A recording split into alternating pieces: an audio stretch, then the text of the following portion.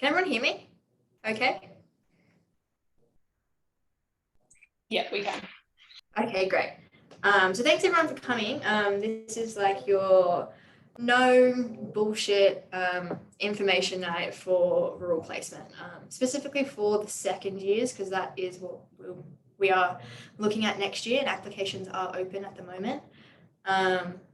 So yeah, welcome. I'm just going to start with doing a quick acknowledgement to country, and I would like to pay my respects to elders past, present and future, and also acknowledge that we are on Aboriginal land. I'm on the Gadigal land of the Eora Nation, and this always was and always will be Aboriginal land, and sovereignty was never ceded. And I want to pay my respects to the elders and the traditional owners of the lands that everyone else is on at the moment. So we've got Lismore, which I think is Bunjalung. We've got Dubbo, which I think is Wiradjuri. Orange, I think, is also Wiradjuri. I'm not quite sure about Broken Hill, but I also would like to just make sure that everybody knows about that. And yeah, I guess we'll get started with Lismore's little bit of information. So this is Miranda. She's a third year currently, and yeah, Miranda. Thank you. Afternoon, everyone. Yeah, I'm Miranda. I'm third year at Lismore. I'm doing my whole year here. I've come from Concord in Sydney, and I'm not from Sydney, I'm from the country, if that makes a difference to how I view things, I'm sure. So let's get cracking. So this is Keenan, my housemate, standing outside Lismore base. It's going to be a little bit different for second years next year than it is for us. We did our 14 weeks MD and then our 4 specialty rotations, as you guys are going to do 2 specialties, MD, 2 specialties, which I think is far better.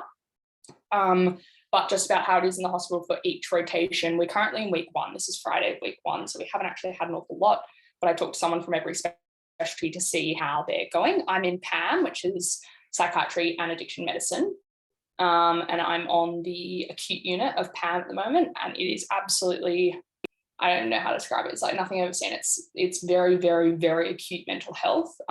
Lismore is a low socioeconomic area, and so there's a lot of sort of drug-induced psychosis.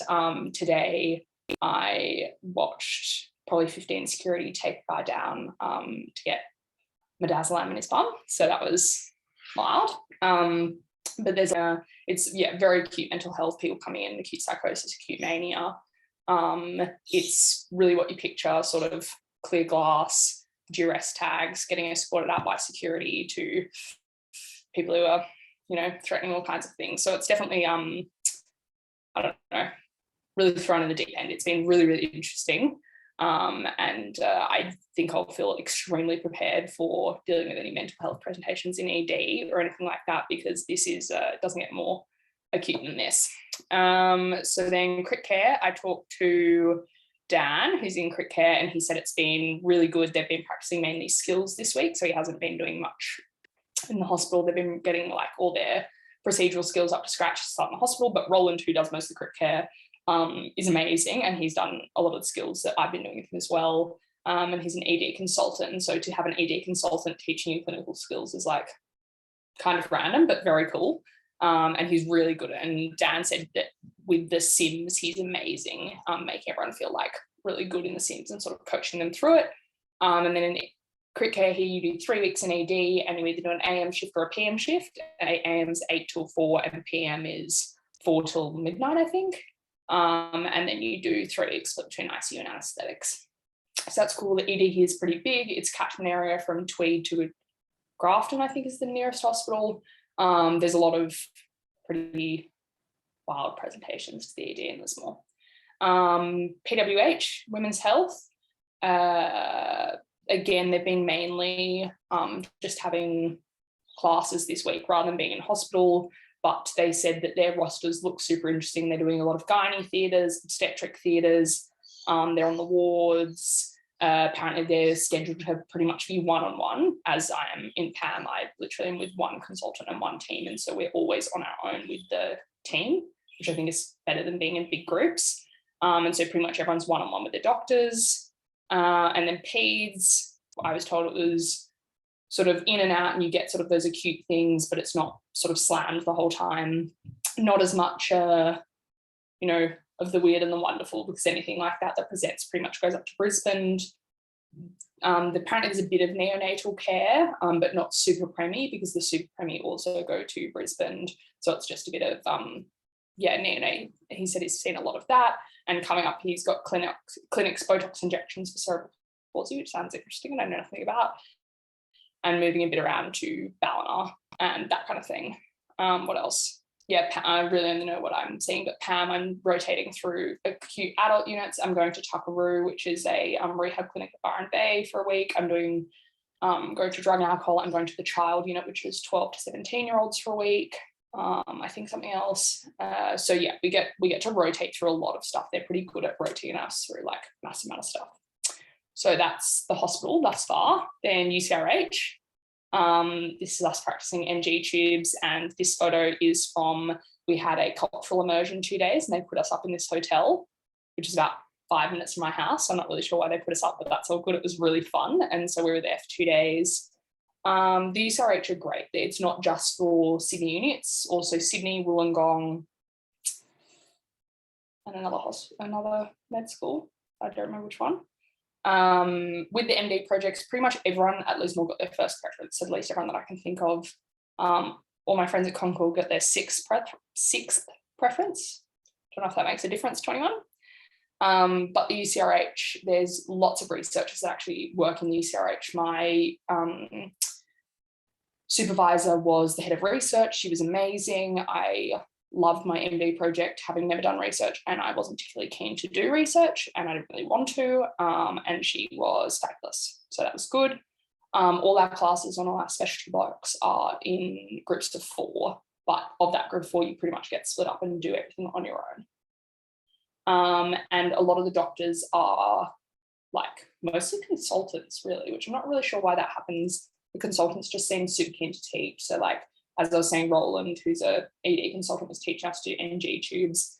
We had another emergency consultant teaching us how to do BLS. And she was telling us about how she got lowered down to a crash from a helicopter, like by her pants. Anyway, they're pretty high level people teaching us. Accommodation, this is the interesting part for everyone, I'm sure.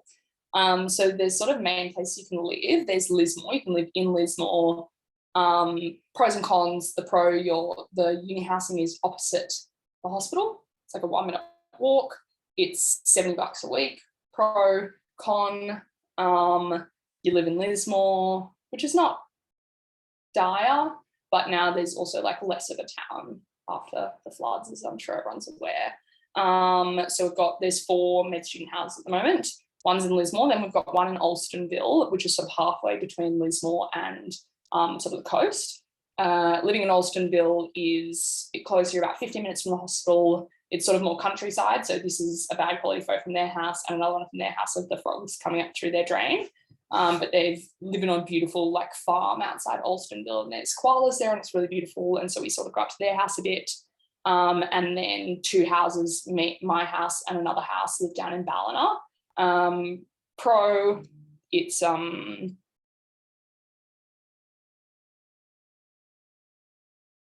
Jules and Keenan. This is our house as well. So live down on the coast, which is really fun, and like we have a lot of fun in the water and all that kind of thing, but it is further Lismore. It's like 40 minutes to Lismore. So when you're going up early in the morning or late at night, something to take into account. With the money, people at student accom are paying $70. I've been there. It's not dire. It's not the best house you'll ever live in, but it's not, horrible. It's sort of fine. The rooms are single beds, no king singles. Yeah. And then sort of everyone in the Alstonville and the 2 Ballina houses are sort of paying between $140 and $360 depending on their room. I know a lot of people are keen to stay in proximity to Sydney, and so that's why a lot of people go to Orange, which is very understandable. In my humble opinion, I actually think it's closer to Sydney from Lismore, because Orange, you're like a 3-hour drive, as Lismore, it's a 1-hour flight, and at the moment it's about $85 return. So it's almost easy to get back from Sydney. A lot of people here go back every couple of weeks. So that's that. This is living the life. Honestly, this year I've had so much fun, like almost never been happier. Like it's the best place. My housemate Ken often says that he will never leave and he already wants to apply for 4th year. We really are having so much fun. This is us down at White's Beach, lots of swimming, kayaking. This is when we went camping. All 16 of us went down to Iluka the other day. This is in Angari Pools, about an hour from here. So there's lots of, you know, water-based activities. This is Jules having her morning coffee off our front deck, floating in the water, drinking coffee, which I thought was lush. So we've been like surfing. I went diving on a shipwreck in Byron. Usually there's walks through the national parks here, but it's currently all flooded, which is not ideal. Heaps of pubs around, heaps of fun towns. So there's like Bangalore and Newrybar, which are really cute little inland towns. And there's like Lennox, which is on the beach. We went up to Byron Bay for Jules's birthday dinner like 2 days ago and went out there, which was really fun. I've been out clubbing there a few times, which was fun.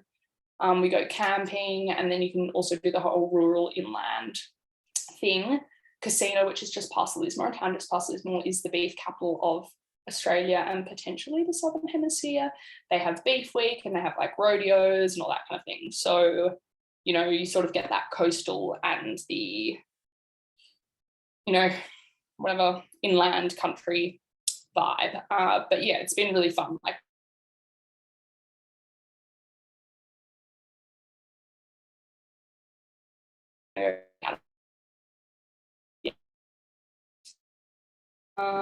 this, and I'm sure to hear about the floods, and I was asked to mention it. This is one of the evacuation centres. I don't know if this will play, but this is on the front of my house. I evacuated. It was a bit chaotic, and we got the week off. That's just the video the day we were leaving. It was very chaotic. We got a week off uni to try and put everything back together, the evacuation centre. I didn't actually have to go to evacuation centre. I went to another student's house. But yes, it was very wild. And then I went and volunteered in the hospital. They had to evacuate Ballina Hospital. So this was Ballina Hospital. They put it in the bottom floor of school. And this was the ED. And I went and volunteered in the ED, which was actually a really good experience. It was really, I shouldn't say fun because people were evacuated from their houses, but it was incredible. I like took a full history and wrote up a med chart and like took bloods and did everything with this guy that they thought was having a stroke because they were like, we're kind of busy. Can you do it? I was like, I guess so. And then a little girl they thought was bitten by a snake. And so I was there like helping with her. So that was like incredible experience. But I'm not sure you're going to get that every year. Then was recovery. The houses we had to help in Wardell. This is just stuff has been washing up for months on all the beach. I know this is not really relevant to your year, but I just, you know, thought people are interested and want to know. I didn't actually take that much photos during the floods and the cleanup because it wasn't really the vibe. Like, you know, people lost their entire lives, and so we weren't really there being tourists taking photos. But this was just one of the properties we helped at, and they're really lovely. And we just helped them carry out rubbish and mud, and yeah. And this is sort of us living our lives. This is just after the floods. We decided to have everyone round to my house in Ballina, sort of regroup after like a rather hectic week. We all sort of got cut off from each other. There was no phone reception, so we didn't really know if everyone was okay. It was like a bit chaotic and stressful. So we had a big team dinner, which was nice. This is Callum and Jules out the front of our house with some fish, and this is the same fish Cal cooked for us. And that's Jules and I having our morning coffee on the deck. So that's, yeah, that's, I don't think I have any more. That's Lismore. And I have a couple minutes before I have to go. Alice, do you want to do questions now, or do you want to do questions at the end? Well, if you need to jet, we might do your questions now, and then we'll leave the others to the end. That would be great if that's all right. So if anyone has any questions, if you want to just chuck them in the chat, or alternatively, I do have the Google Doc open. Fire away. Is there anything? Is it hard to find a house? And was it hard to find a house rent in Ballina? Yes and no. We started looking in, I would say, maybe December or like November. We started looking, and the hard thing is, sometimes they won't take you if you haven't viewed the house. And so that is a little bit tricky. So there's a student in my year who lives up here, and so he was viewing a lot of the houses for people because have so many people apply to the houses. So sometimes you have to have someone have a look. It's quite hard to do it remotely, like not knowing exactly where you want to live. And so I came up with my mum and we like drove around and sort of worked out approximately where we're going to look for houses and then went for it. It was tricky, but you know, I'm here and my other two housemates have no rental history. I had rental history, the other two didn't. And so we still got a house, and the other house, they got a house for 5 of them and a dog. So like, I feel like, you know, they're 2 particularly difficult groups trying to get houses, and we both managed to get houses that we're very happy with. The other house on the West Ballina, and they're 1 street back from the water. So they're very happy over there, if that answers that question. What made you choose to go rural in 3rd year versus 4th year? Applicable to all speakers, I suppose. When we were told we couldn't really go in 4th year, Lismore wasn't an option for 4th year. It is now an option, which is cool. I think some people who are here will stay. A lot of people who are here told me not to give too good a speech because they didn't want other people to want to go to Lismore because they want to do their 4th year. I chose to come in 3rd year, I guess, because of the 16, I think like 10 I was very close with, and so we had like a big group of us come up here. But now I'm pretty close with all 16, which is fun. We kind of do everything as a big team, I guess. Why did you choose rural over other rural hospitals? Yeah, I guess we all decided to come up. I was keen on Orange because it's close to my property, where my family lives, but everyone else was keen on Lismore, and so I was happy to go with all my friends. And in retrospect, I think I would have loved Orange, but I definitely think I love Lismore more. It's been really fun, like being on the water, and I love being outside and being on the water and doing lots of swimming and activities and kayaking and surfing and all that kind of thing, and diving. So I think there's been like a lot of activities around, which I really enjoy. Would you say is a rough average rent price for students? I don't know. I think 140 is like the bottom. Oh, keep in mind with that, you also get $70 from the uni. So like 130 is the price, or 360 or 140, whatever is the price we pay to the estate agent, but we get $70 back. So keep that in mind. The average, I'm not really sure. I haven't talked to everyone exactly about how they agreed to split their rooms. But if you want to pay 140, it's possible. I don't think you'll get a house where everyone's paying 140. Like, you know, most houses have a bit of a range within the house. So that's something to discuss with your group, I guess. I'm not sure how helpful that was, sorry. What are examples of MD research topics? Okay, the girl in my house, 4 of them did accessibility to HIV, and so they were interviewing HIV patients about their experience with care in rural settings and how they were treated and the stigma and all that kind of thing. Mine it was a clinical audit of smoking cessation in pregnant women, and so I was looking at, which is a staggering amount, pregnant women who smoke, what kind of support they were given when they were in hospital, and like why I think the support was bad. So that was super interesting. I really enjoyed it, despite the fact that I have no real like maternal interest. It was just very interesting. And then my other housemate, he did bronchoscopy and looking at like bronchoscopy for lung cancer and seeing how effective it was. So that was like a clinical audit.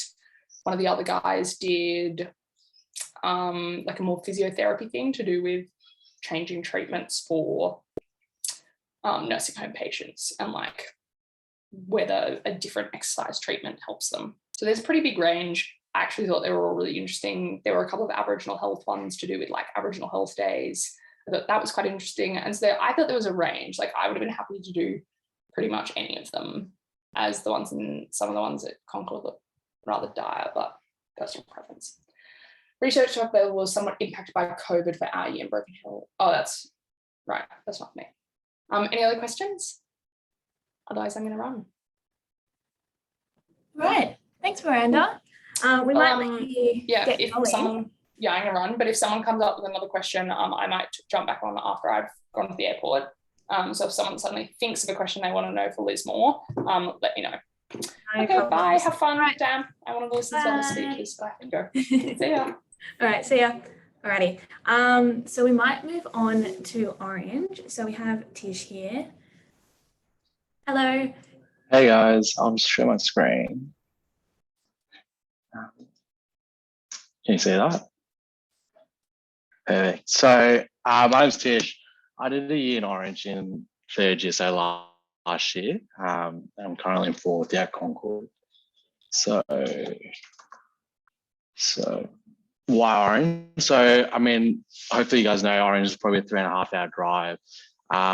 And like Miranda said, you can also fly to Orange, but the prices are a tad bit more expensive. And I'm from from Melbourne, so I think one of the weekends I flew back to Melbourne, it was like $500 return, which obviously is a bit pricey. But if you're driving, you're going against traffic if you're going back on weekends, so it's actually not too much of an issue.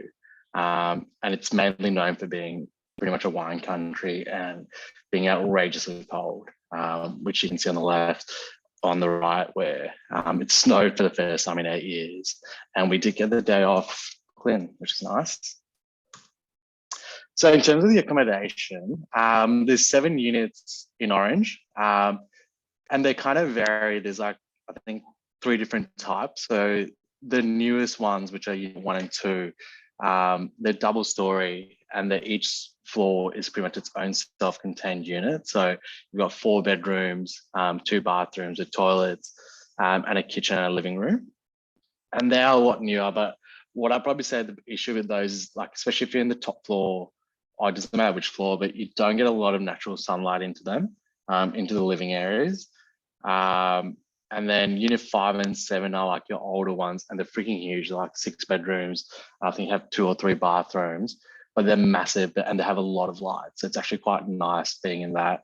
I was in unit 4, which was probably a good mix. So you got a bit of sunlight. It was a bit of an older house, but you had your own ensuite. So couldn't really complain about that one.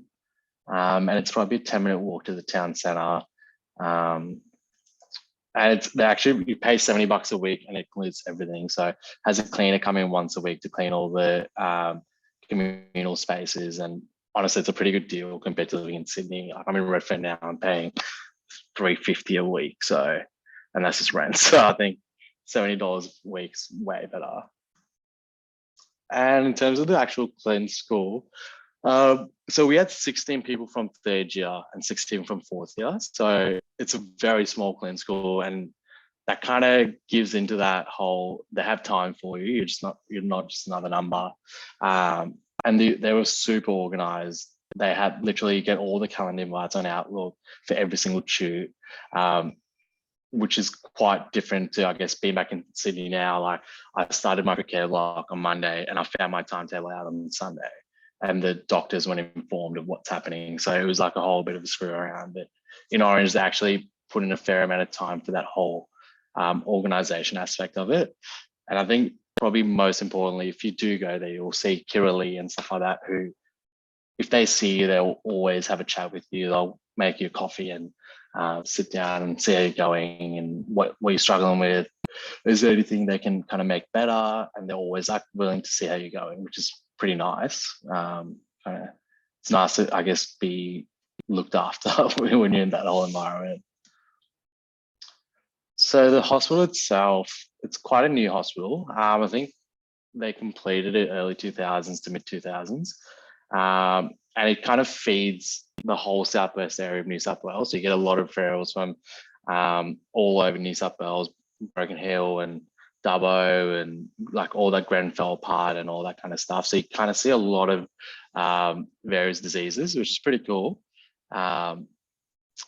And I guess with that as well, you'll just be exposed to things you just wouldn't see in a city hospital that are quite unique to like regional rural medicine. My favorite was by far was they had a coffee cart, which, if, like, I don't know about you guys, but if you're ever bored, you go to coffee and you'd always find another student there. So then you'd have a good chat, and it's quite nice. Like, I've been at Concord for the whole year and I've pretty much been by myself for the whole every rotation. Whereas it's nice to kind of have that camaraderie in the hospital. And they have like a lot of the specialties, but they're missing stuff like endocrine or really niche like neurosurgery and stuff like that. They just don't have it.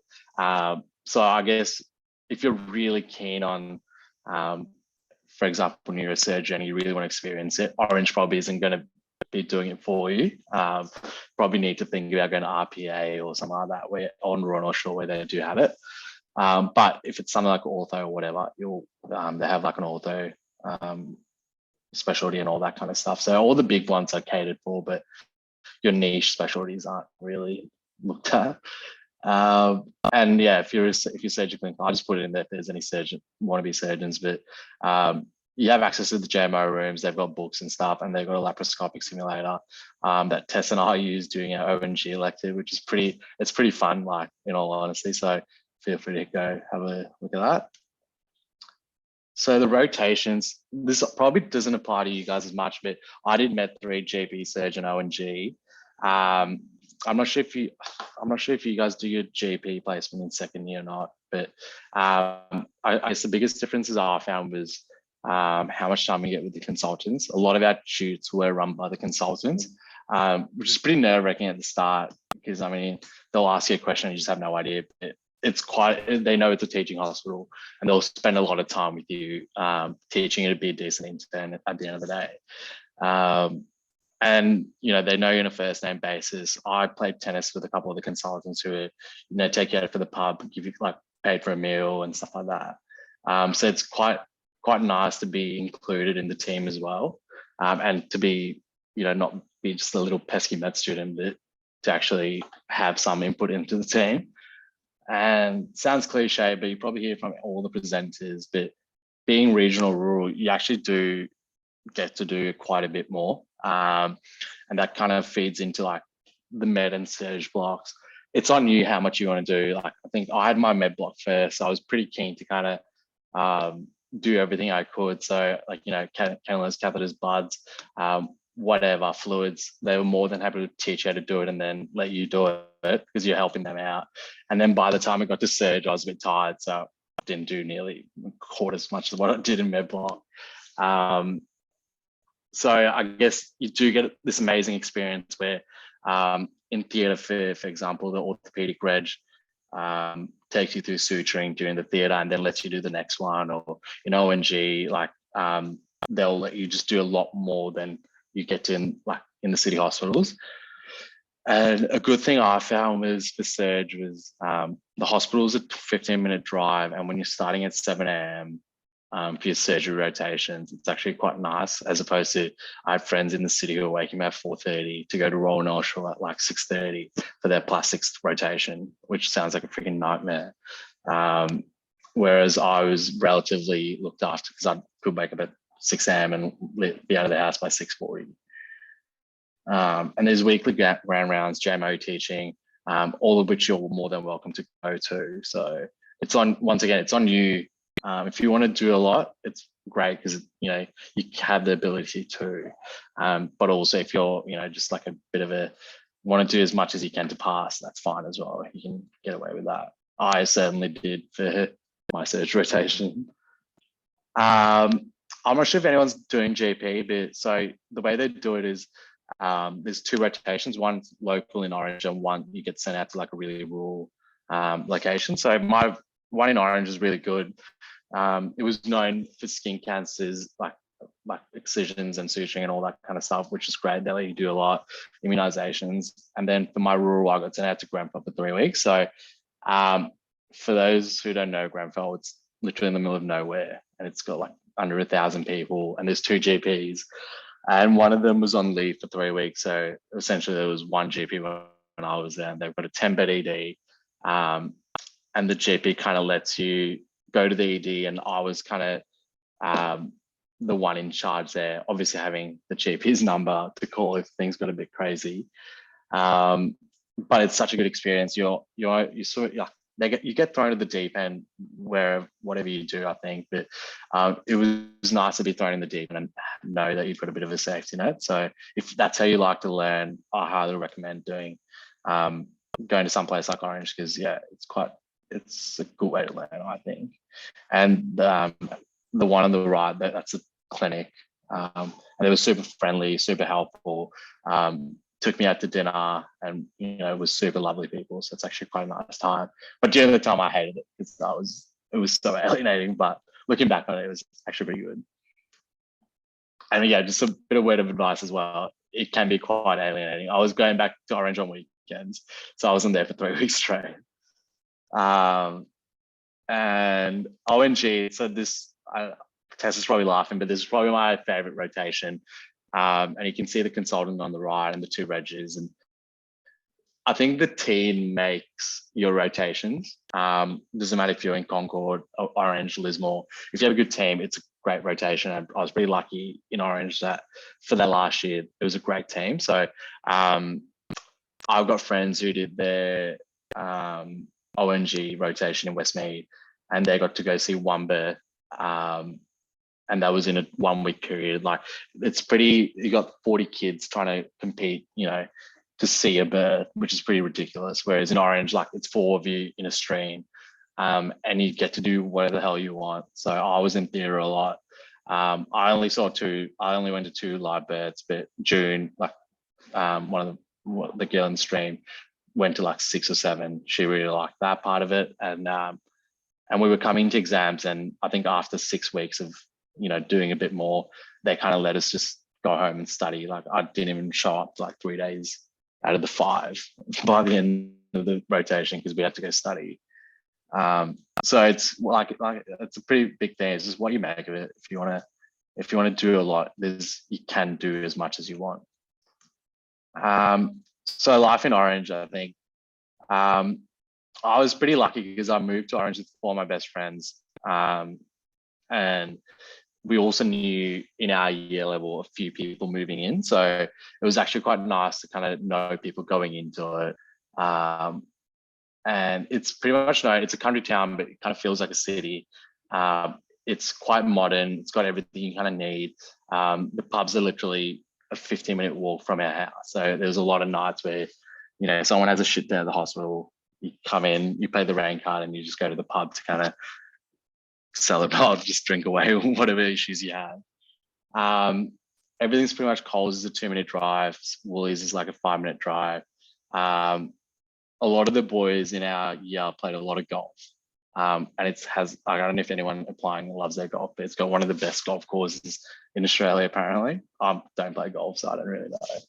And there's tennis, indoor tennis, rugby teams, AFL teams, local art galleries, cafes. There's just plenty to do.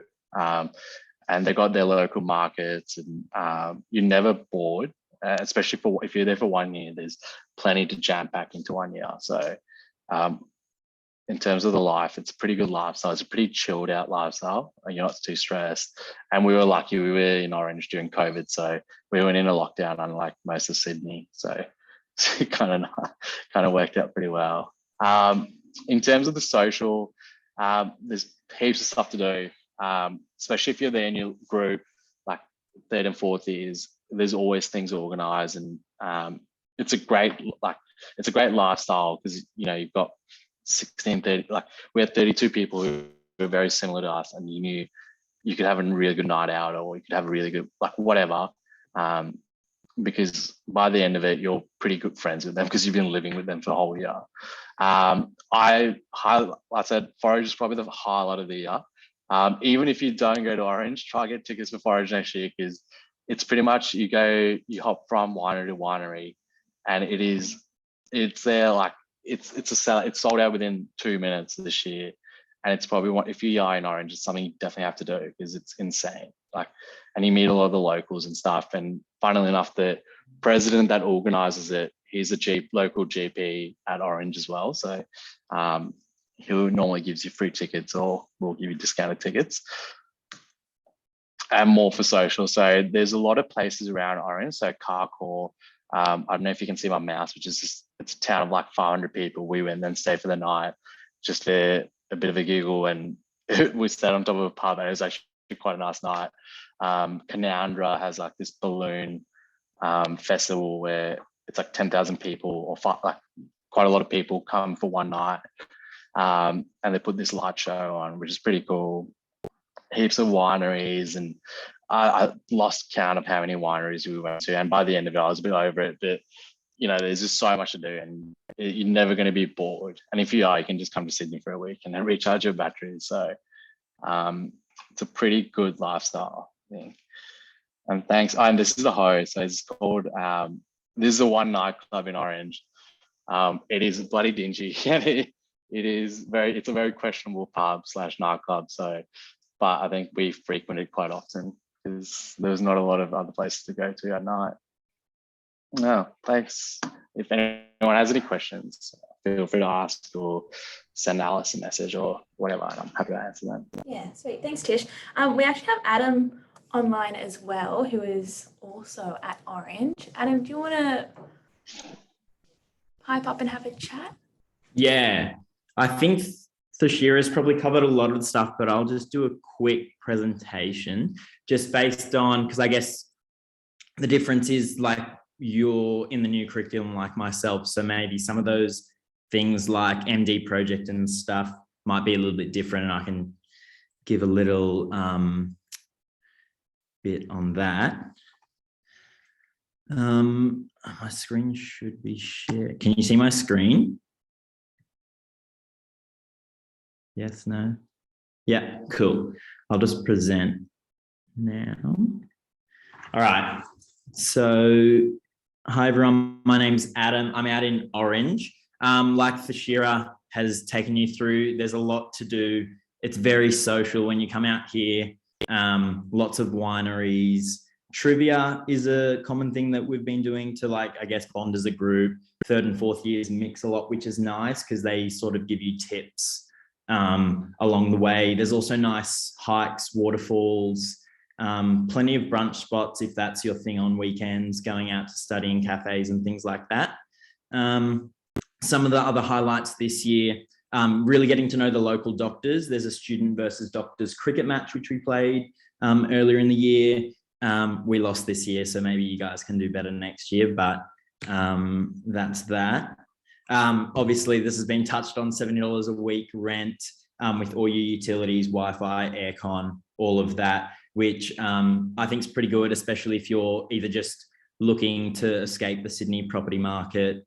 I guess it can be a saving year, and you can probably use the extra money to like go out, explore the countryside, do a few experiences and things like that. This has already been touched on why Orange. I think I personally chose Orange. It's close to Sydney. You can always go back on the weekend on a Friday afternoon, spend the weekend there and then drive back Sunday afternoon. The food and wine festivals are pretty well known, and they're definitely worth it. Hoping for snow this year.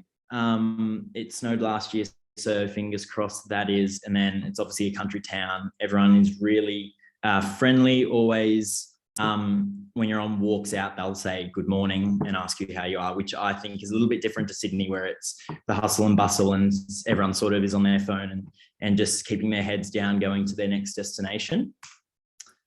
Student accommodation. This is what the student accommodation looks like. If you wanted some more pictures, I'm not sure what you guys have seen, but this is my room.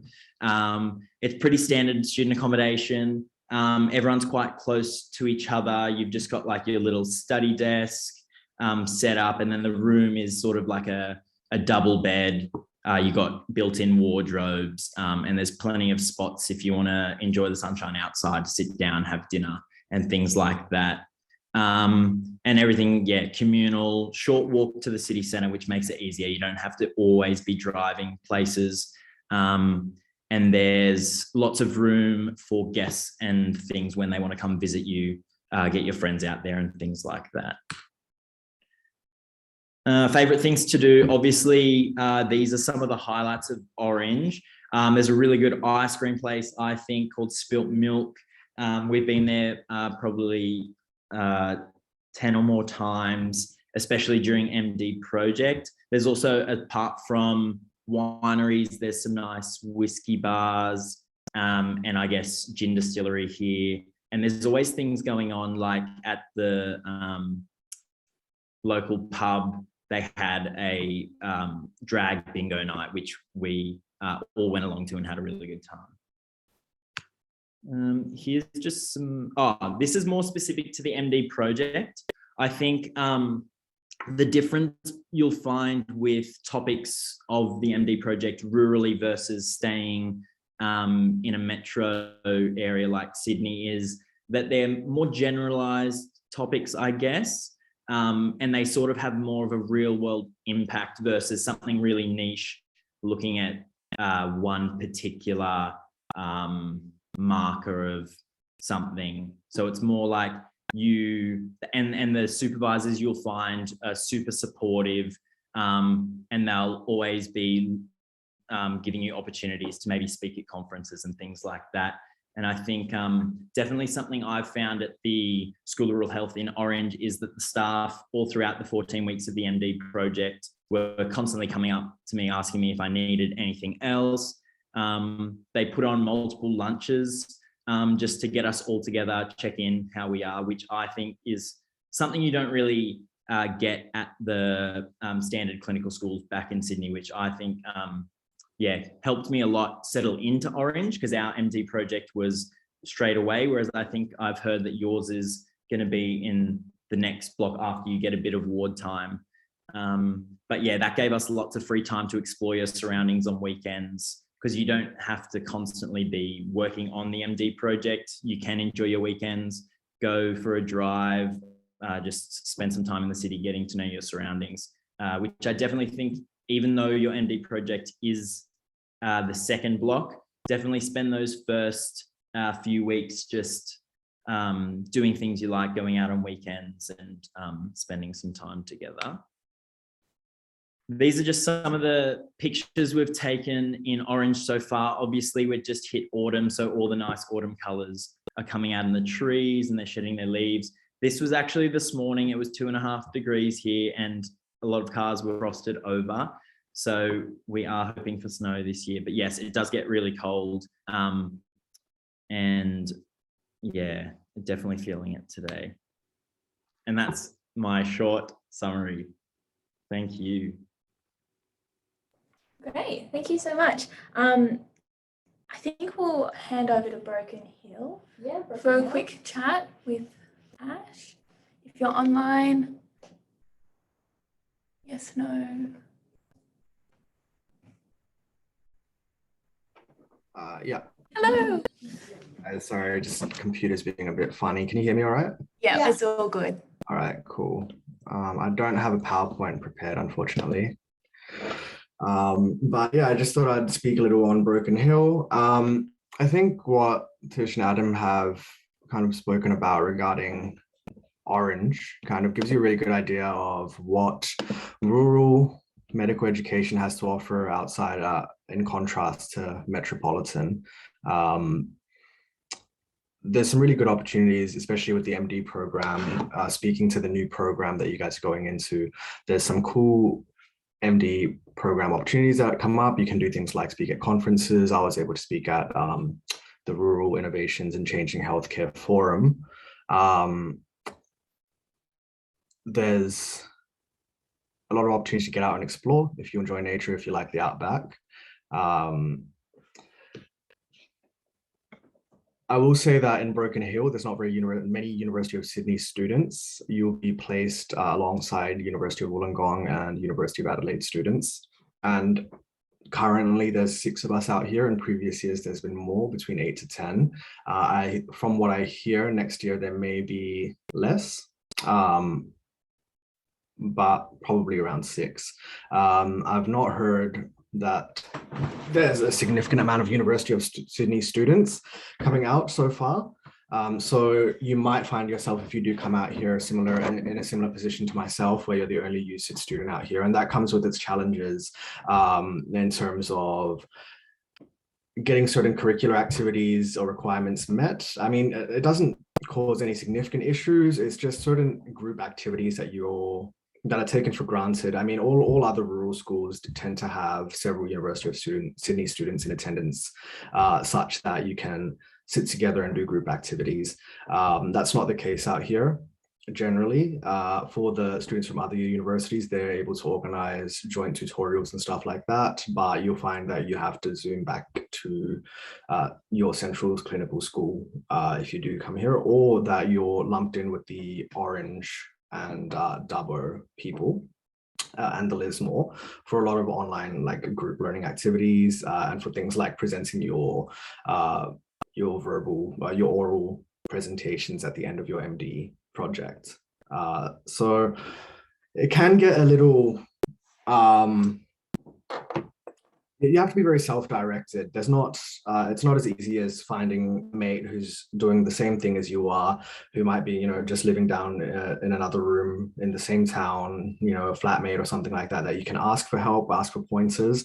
You have to be a bit more self-directed and be onto it. The admin here is not necessarily as familiar with our curriculum. They're juggling a few different curriculums. So you have to be on top of things. You have to know exactly what the university expects of you, and you have to advocate for that. Largely, my experience has been centered around the MD research block, and clinical's only just now begun for us. I found that it has been challenging aligning the University of Sydney curricular requirements, our ward-based assessment tasks, our weekly case study discussions, aligning all of those expectations with those of the Broken Hill administration staff. They can be quite particular and they can be a bit out of the loop, as it turns out sometimes. So it's important to know who you can talk to back at Central School, back at University of Sydney. My home clinical school prior to coming out here was Central Clinical Schools. So I've been able to speak with Lee Woods there, who's the Year 3 coordinator, and they're always there to help if you do have any issues, just getting things done in the right way. They'll always advocate for you. So outside of, you know, the hospital and clinical stuff, and outside of the research stuff in particular, I will say it's a bit of a culture shock out here. It's enjoyable. The people out here are lovely. The place is beautiful if you love the nature. Before I came out here, I got a roof tent for my SUV. So there's a lot of beautiful camping locations. Big drives though, you have to get used to that. 3 hours, 4 hours, and don't plan on coming back to Sydney often. I'll put it that way. You will have to drive 13 to 14 hours, or you have to take a Rex flight, which is going to cost you at cheapest 600 return, 500 return, at if you're booking in short order, which you often will find yourself having to do, given the schedules here are put together in very short order. You could be looking at paying up to as much as 600 one way. So make sure you're prepared for that, prepared to be away from your support networks. Some of the other rural sites do have the ability to step away and return to their kind of social supports for a weekend or a couple of days when things get hard, as they do in medical school. So you just have to be extra proactive about making sure you have a plan for managing things like your mental health, managing things like social isolation, things like that. And a big part of that is going to be making new friends and socializing with the new people that you'll meet from the other medical schools, and trying to make friends in the local community as well.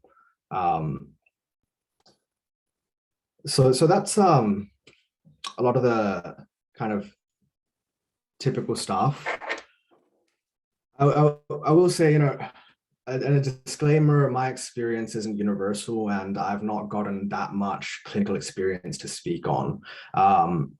But I will say that in speaking with the other medical students out here from other universities, a lot of people have had a challenging time out here. So my biggest piece of advice before you choose to make the decision to come out to Broken Hill is find out specifics surrounding who your supervisor will be in your MD research block. Find out specifics surrounding who your administration staff will be, who you'll be reporting to, who you'll be speaking with and negotiating with when it comes to certain issues or concerns or basic things like scheduling. Find out who those people are. If you're looking at getting to Broken Hill yourself, feel free to reach out to me and I can give you pointers for that kind of stuff. And try to get in touch with people who've had the experience before.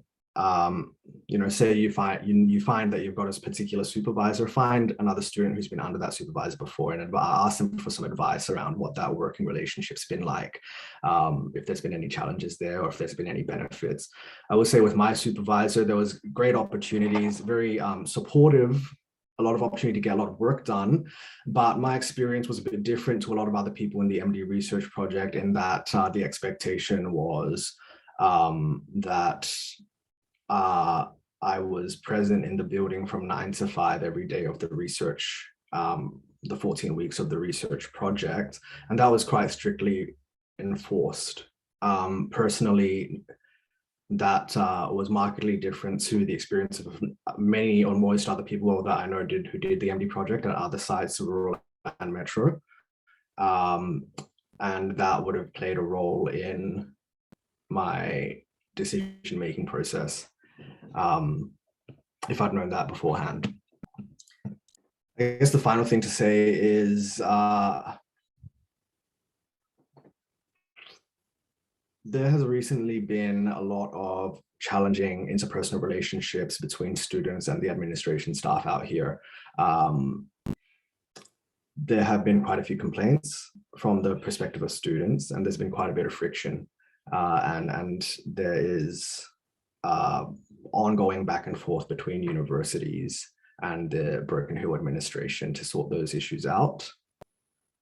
So just be prepared for having, you know, an appropriate social support network, taking care of your mental health, availing the opportunities that you want to avail out here, because there are opportunities. I mean, for one, if you're interested in psychiatry and addiction medicine and Indigenous health, you'll be able to hopefully go out to Wilcannia, which has an amazing local community that's really valuable to learn from. The Indigenous health educators out here are really amazing people who have a lot of beautiful insights into what we as medical students can provide the local community and how we can change our practice to be more sensitive going forwards. So the opportunity is out here. There's a lot of unique value that you can get out here. You just have to be very mindful about how you operate, about how you take care of your own health and accessing those opportunities, and just knowing who to speak to for support, knowing how to manage getting your curricular objectives and your learning objectives on a weekly basis done, while also managing what it's like to be a student out here under the administration staff out here. Yeah, that's pretty much it. Happy to answer any questions. And if any of you guys are looking at Broken Hill and want to have a conversation about any worries or what you think I might be like, just reach out to me and I'll be happy to talk. Righty. Thank you so much for sharing your experiences. What we might do is we'll go on and hear from Dubbo, and then we'll kind of address questions all together at the end. Does that sound all good? Cool. All right, we will move on then. Hello, everybody. My name is Tess. I'm in Dubbo. I'm a 4th year, and I've been in Dubbo for my 3rd year and my 4th year. So I loved it so much I decided to stay. So that's probably a good thing to begin with. I wasn't super organized, but I saw that the other guys had made some cute little presentations. So I've made a bit of a slapdash one. It's not going to be as impressive, but let's give it a go.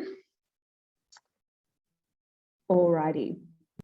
So I'm just going to start first of all by just giving a bit of a rundown. This is the start of this is the front of the Dubbo Hospital. I'll give you a bit of a rundown about all of the things that I have loved about Dubbo, and then we'll talk about some of the rotations.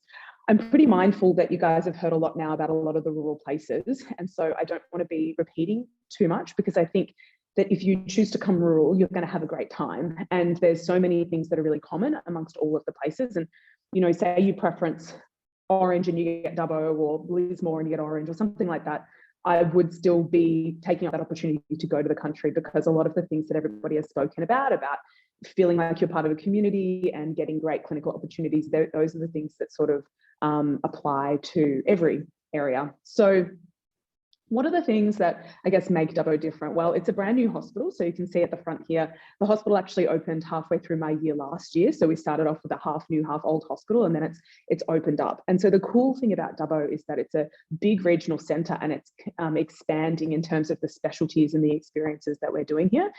So for example, we have a brand new ICU, a brand new CCU, and we've just opened the cath lab. And so at the moment, they're just doing diagnostic, but in the next 12 months, they'll be starting to do interventional as well. And so what that means is the only thing here about Dubbo that you can't really see is the neurosurgery side of things and the cardiothoracic surgery, but everything else we have. Dubbo is pretty cool in that it does have quite a few medical specialties. So we have, I think there's 2 respiratory physicians, there's 2 cardiologists, we have a gastroenterologist, 2 rheumatologists, we've just got an endocrinologist. And so when you come here, you actually do get a look at the specialties and a lot of experience with them, as well as the general medical side of it as well. We have pediatrics and PWH and all those things as well. So from my experience, I was really lucky. I did my first 2 years at Westmead, came out to Dubbo for 3rd year, and then I did my elective in Orange for 2 months with Tish. We did O&G together. So I feel like I've been lucky to see a couple of different of the regional hospitals. And one of the things I can say for Dubbo is it really is an exceptional hospital, and the staff here are really like nowhere I've ever been before. You walk in the morning and everybody says hi to you if you've never seen them before in your life. So, you know, people that give you the mask at the door, all the way through to the cleaners, the security guards, everybody says hi to you. And it's a place where it's a real community and you really feel a sense of belonging in Dubbo, which I don't think I've felt anywhere else. And we all know med school can be hard. And so it's really nice to feel like not only that you belong somewhere, but that also that you're able to contribute to the hospital system and that you matter and that you're part of it. So I think that's something I felt in Dubbo that I haven't felt anywhere else. The clinical experience here is actually so insane. Like, because Dubbo service is a massive region, what we get to see is a lot of that retrieval medicine that comes in. And so the critical care that you see in Dubbo is really unlike a lot of the other places. We get a lot of those like farming traumas and things like that, but you also get a lot of Indigenous health and people who live in really remote communities. And so you often see a lot of late presentations of things that you would never see. Like, for example, when I remember being in 1st and 2nd year and they said, oh, you'll never see infected endocarditis, like it never happens from a bacteremia. And then on my 1st week in medicine, I saw 3 in that week. So you see really late presentations of things, which makes the medicine really interesting and really intricate. And everybody's really multi-morbid here. Everybody's mentioned it, you get really hands-on experience in Dubbo. And I think what is important is that there's just so many less people of the team. So usually, I don't think I've been on a rotation where it's been more than 1 student on the team. So it's usually just me with the intern, resident, if there is one, the reg and the consultant. And so you're really an integral part of what actually happens day to day. And so you might be on the round and then you might peel off to do jobs, and that can be things like cannulas and catheters and things like that. You might even be able to get involved in some of the more fun procedures like chest drains. And I know a student just yesterday in ED was assisting on an LP on a child after a seizure. So you get to do really, really cool things here. And it does become second nature, which is really nice. I'm doing my ED rotation at the moment, and I'm seeing all my own patients. And I brought some patients in, and the consultant said to me, yep, put their cannulas in, get their IV antibiotics running. And I just did it and I didn't think about it. And then afterwards I was really shocked. I was like, oh gosh, like a year ago, that would have scared the pants off me, but I just do it now. And it's part of what I guess comes naturally. And that's from my experience it's been here in Dubbo. A lot of the things that people really want to know about in Dubbo is the critical care stuff and the RFDS. So I'll just sort of clarify how that works. So if you come, I think for the new program, you guys do your core blocks in your 4th year. So if you come out for your 4th year and you do critical care, you will get to do RFDS as part of your crit care rotation. So in this rotation, I will spend a week out at the RFDS, and I'll be getting on flights, going on retrieval flights, and I'll also be doing part of the V-care, which is basically where you are the person on the video, and there'll be, in a really remote town, there might be the video in the sky and looking down at the patient, and you can actually be on the screen and assessing the patient and giving directions to the GP that's out there managing that person, or sometimes it's a nurse practitioner. And some of my friends who did crit care here last year said that they had their own workstation at V-care, and they were the person sort of giving advice to the nurse practitioners and the GPs out in the country. So it really is a really unique experience here in terms of critical care. The other things that I think are just really amazing about Dubbo is that collegiality and feeling like you're part of the team, not just in the hospital, but also outside of the hospital. Because I think a lot of the times when people think about Dubbo, they get a bit worried I think it's pretty clear the hospital's awesome, the medicine's awesome, but what does Dubbo offer outside of the hospital? And one of the things is that community really translates to outside of the hospital as well. So for example, we are really close with all of the interns and the residents. So every week we all go to trivia together. We have parties together. We go out to the pubs and have, drinking and things together. And often there'll be some consultants around as well. The consultants will take you out for dinner. And so you really feel like you're part of the community. I think people were babysitting for some of the consultants' kids, and somebody else was doing some casual work for one of the rheumatologists because they, mentioned that they needed work, and it all sort of worked out that way. So they really take care of you here in Dubbo, and you really feel like you're part of the team. So in terms of just the rotations, so you pretty much anything that you need, you'll be able to see here. So I did my pediatrics rotation here. I was not sure how to take that without doing my peds at Westmead. I thought, I'm not going to be in a specialty centre. What's this going to be like? And it was incredible. Again, the presentations that you get out here are really broad. There's a lot of inpatient pediatrics, but you also have, I think it's a 12-bed special care nursery here where they take neonates down to 32 weeks. So even on your peds rotation, you get to see a lot of neonates. You're doing lots of baby checks. You're going to neonatal resusces for seizures and everything like that when you're on peds. And they get to let you be really hands-on. So last year, I was literally 2 weeks into my third year, and I was in a neonatal resus where I actually was putting on the PPV on the little baby and helping them with their positive pressure. So I was terrified, but it was an incredible experience. PWH here equally, just like my elective in Orange, is super, super hands-on. You get to be first assist in the cesareans, first assist on the gynae surgeries. You can catch as many babies as you want. In fact, they're pretty thin on the ground for midwives. So if you want to get involved, the opportunity is most definitely there. And we're really lucky here because the teaching that we get in Dubbo, sometimes I say, gosh, I feel like I get taught to death in Dubbo. We get so much teaching and it's incredible. I feel like I don't have to really do a lot of study outside of what we do. So if I spend my days at the hospital, I try and stay there for most of the day. And then on Fridays is a dedicated teaching day. And we'll always get a sim here. And often those sims are taught to us by the RFDS registrars and consultants. They come out to the school. We've got a brand new sim centre here. And I just had to sim this morning with the RFDS doctors. So every Friday we get that. You also have separate bedside tutorials. So you'll be matched up with a consultant at the start of the year, and there'll be 3 or 4 of you who go around each week to do your bedside shoots. And those are really cool because you sort of direct those. So you might say to your consultant, we've got this exam coming up, can we focus on these patients, or we want to practice doing long cases or whatever, and they sort of tailor that to you. And that's something that sort of runs extra out in Dubbo that you don't get sort of as much of it elsewhere. And the other thing is that they, at the beginning of the year, will ask you if you want a mentor, and then they'll ask you what interests you have, and then they'll try and match you up with a consultant who's in line with your interests.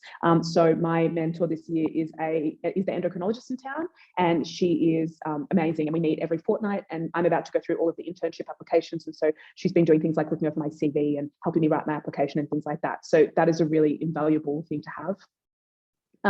The psych rotation here is really great because it's you have the acute beds and the rehab beds, and also community. But it's the team here are just incredible, and you feel like you're really part of the team. You get to see a lot, but I feel like you don't get traumatized with all of the extreme psych presentations because they go to Orange. So you get to see a bit of what you need, but you don't have to get sort of saturated with the really acute psych stuff if you don't want to be. I'm not sure what you guys will be doing with GP, but I'll show some photos a bit later. My GP experience last year, I went out to Lightning Ridge, which is about 5 hours north of Dubbo and 70 k's south of the Queensland border. And Lightning Ridge is a place where they don't know how many people live there because most people move there to run away from the law. And so it's a really eclectic, very cool town, and getting to spend 3 weeks out there and doing my GP placement was an experience I don't think I'll ever forget. So that was really unique as well. And if you're into procedural stuff, Surge, it's just a no-brainer. You get to assist as much as you want to here. The theatres are brand new. All of the staff are very welcoming. And yeah, I think in Dubbo, it's not a chance of if you'll get experience, it's when you'll get experience. And if anything, a lot of the time you get pretty tired and you're actually just keen to go home, and they'll still be offering things to you. So there's certainly no shortage of that. So this is the School of Rural Health. So I think for the third and fourth years, I think it's all changing now because the first year program has come out in Dubbo this year. So we have 25 first years. So next year you'll have 25 first years and 25 second years, as well as third and fourth years. So I think what will be really cool about that is there is a really good student community here already, and it will start to feel a bit more like a satellite campus of Sydney Uni. So it'll have that uni vibe to it, which it already does. But what I think that means is that you guys probably won't be living on campus. So this year, the third and fourth years are living off campus. It's currently subsidized. So we still are only paying that $70 a week, everything inclusive with internet bills, all of that. And I assume that's going to happen next year, but I don't know. So maybe just check about that. But this School of Rural Health is adjacent to the hospital and it's brand new. It was all built last year. And so we've got a brand new sim center. The sim man, there's a few sim mans, but we just had a play with the new one today and it's incredible. Like it sweats, its pupils dilate and become pinprick when you like use the light on it. It does all that. You can like put in IOs and take blood from it. It's incredible. So amazing facilities here, which we're really lucky to have. At SRH, there's a swimming pool, there's a tennis court, there's a bike shed so you can take the mountain bikes out, there's camping gear, those sorts of things. And the best part about Dubbo is that everywhere is really close. So if you are living off campus, so this year the School of Rural Health actually rented out the houses for us and put us in the houses. So that was, easy. We just rocked up and moved in. But if you have to find a house that's a little bit further away, you're never going to be further than 10 minutes. So it's always going to be really close and easy to get to those early rotations. So these are some things I think when I was coming out to Dubbo, the things I was sort of worried about were, sure, I feel like I know the hospital is going to be amazing, the clinical experience is going to be amazing, but like, what's my life going to be like in Dubbo? And so again, it really comes down to community, I think, is what makes Dubbo amazing and why I love it here. So we do things like last year we played netball every week. This year we started up a touch footy team. In the touch footy team, we've got third and fourth years and first years involved. So it's a really nice thing for us to get together between the year levels. We go to trivia every week. And so we often do that with a lot of the doctors as well. Of course, there's the zoo. So I just renewed my annual zoo membership. And so it's $38 if you are a local. And that is for Taronga Zoo in Sydney as well. So it's actually pretty cool. And the zoo is incredible. It's like 5 kilometers around. You can like ride your bike. Last year I would go out there and study. They have free Wi-Fi at the cafe. So I'd like go with my yearly pass, check out the meerkats, check out the hippopotamuses, and then I'd go to the cafe and study. It's just like a total vibe. Dubbo, if you've never been here, it's weirdly pretty. Like you don't think it's going to be, but it is. The Macquarie River is just incredible. It's like really like lush and beautiful. At the moment it's really filled with water and it's a beautiful place to go running and walking. There's lots of good trail running around here, and the sunsets in Dubbo are phenomenal because you've got the plains and the heat, so they're just really pink and red, and I don't think I've ever seen sunsets like this anywhere else.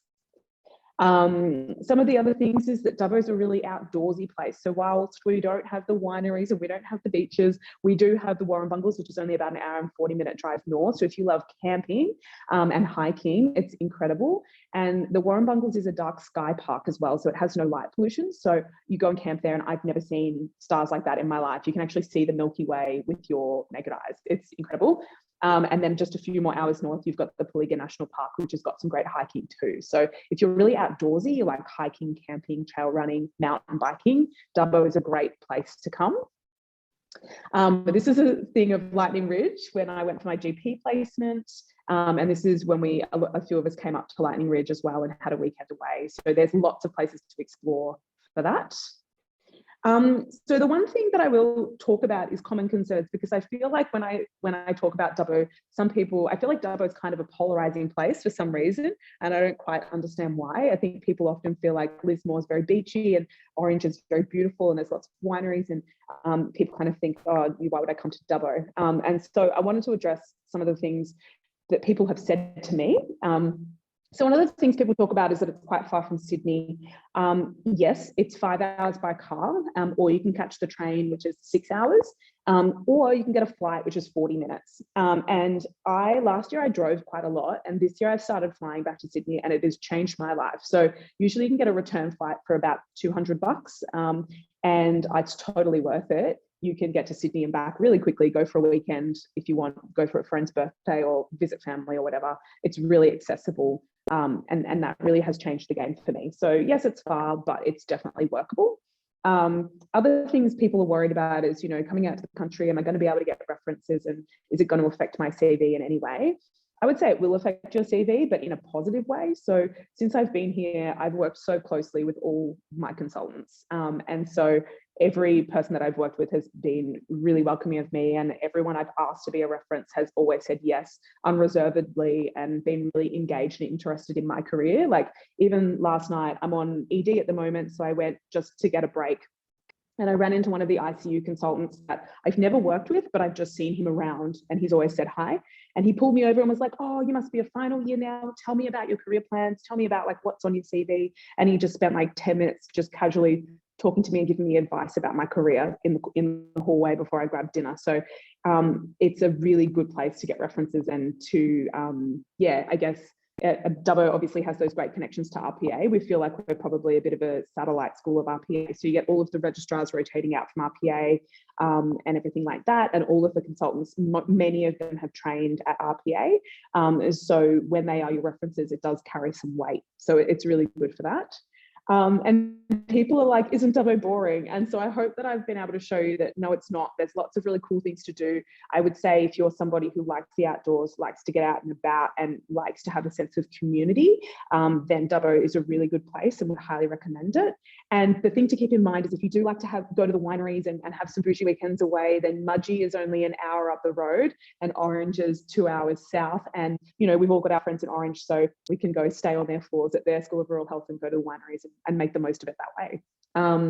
So yeah, those are sort of the main things about Dubbo. I don't know if anybody has any questions. I'll have a little look. Doesn't look like it. Cool. All right, thanks so much, Tess. If anyone still has any questions about any of the clinical schools, we'll be answering any of those questions. Just pop them in the chat. Hey, Alice, can I just ask a question? Can't bother typing it. Hello, yes. Sure. For Tess, I didn't quite catch what you meant about the accommodation in Dubbo. What did you mean off campus? I didn't understand it, sorry. Yeah, sorry. So essentially there's on-campus accommodation, but my understanding is now that the first year program is running here, they're keeping that for the first years to try and give them a bit of sense of community. So for the third and fourth years that are here this year, we have houses that are off campus. So they're just rentals in Dubbo. But this year, what the School of Rural Health did is they actually went out and rented those houses. And so when we arrived, we didn't have to hunt for a house or do anything. We just came and moved in, and we don't pay any bills or anything like that. And the internet is all still Sydney Uni internet and everything. And we just pay the $70 a week to the uni. So they sort of rent them and then we pay them. So I don't know if that's going to be happening next year, but I would assume they would keep the rentals they have. But that's probably worth clarifying with the School of Rural Health. Yeah, thanks for that. All right. I think I've got another question for you, Tess, because you stayed on for your fourth year.